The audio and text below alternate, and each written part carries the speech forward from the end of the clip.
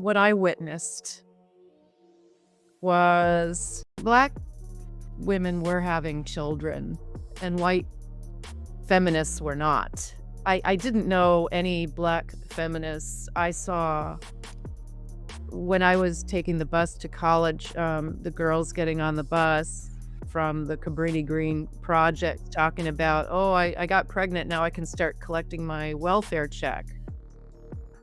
And I'd hear this on the bus. You hear this you hear this from different Black women that you're saying? Yeah. And every, you know, Black woman I knew had a bunch of kids already.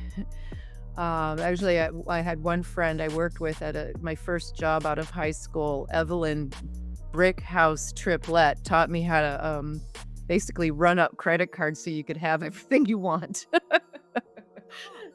Took me down to the South Side to get a fake ID. Yeah, I learned a lot from her. And but one of the things that white women started doing in the 80s was becoming single mothers, which was not okay in white culture.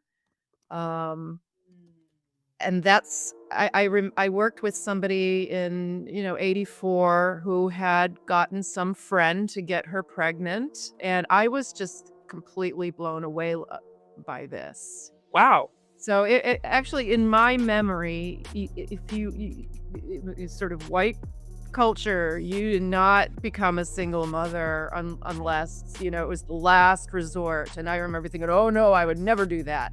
Diana telling me how she had this, how she got this kid, and also the relationship she was having with this kid was worrying too. It was like that kid had a mother very dependent on him. It was just the two of them. He was her lifelong friend that she had given birth to. I could see the handwriting on the wall. So there was a lot of single motherhood in the Black sphere because of the war on poverty and the welfare checks.